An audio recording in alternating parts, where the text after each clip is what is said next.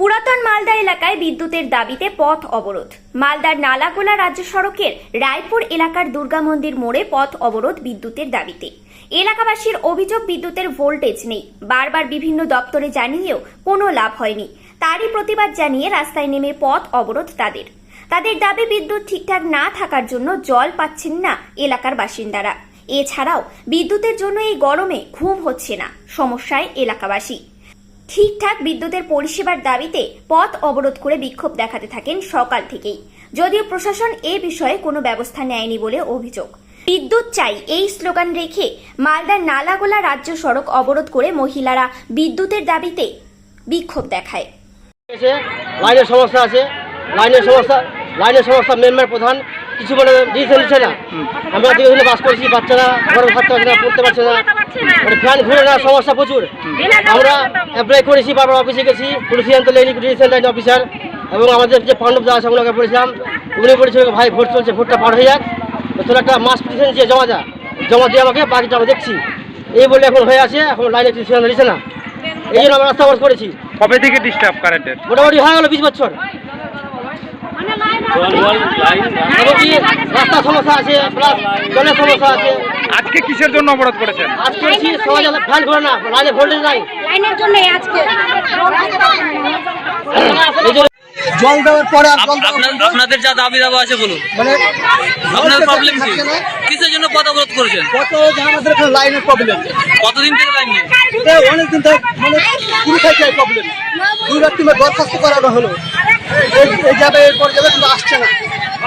কারণ আমরা বাধ্য হয়েছে কথা বলতে, কেন যে আমাদের এখানে জলেরও অসুবিধা হয়েছে। মাস্টার সরকার থেকে দেখে কিন্তু জল উঠছে না, সরকার থেকে জল পাঠাচ্ছিল, কিন্তু 1 মাস জল দিলে জল দেওয়া এখন বন্ধ আছে। জল চলে গেলে কিন্তু আমাদের কোনো জলও খাওয়ার হয়েছে, ভোল্টেজও নাই, গ্রামে চেক করতে পারে। এখন কি চান? এখন আমরা চাই আমাদের লাইনের সমস্যা, লাইন ফল করতে হবে। আপনারা কি প্রশাসনকে জানিয়েছেন?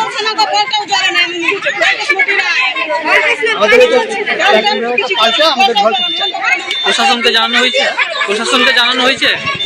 হ্যাঁ, দরখাস্ত করা হয়েছে, 2 বার দরখাস্ত করা হয়েছে।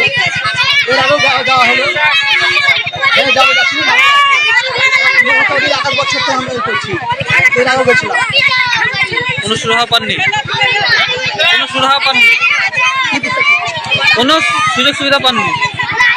সুযোগ সুবিধা কিছু পাইনি। আমাদের দাবি 10 বছর ধরে আমাদের গ্রামের লাইন আছে যে রায়পুর যোধগবিনে, অথচ আমাদেরকে অতবার করে কমপ্লেন জানানো হচ্ছে।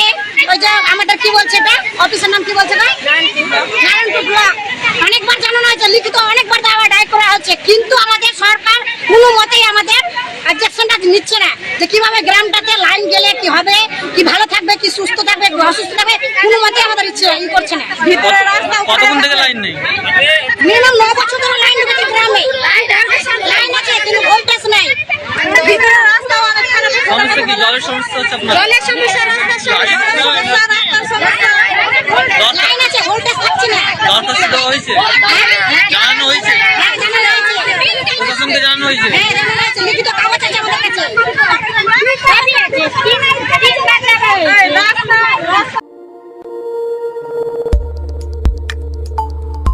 দেখতে থাকুন নিউজ প্রাইম টাইমস, আপনাদের সাথে, আপনাদের পাশে।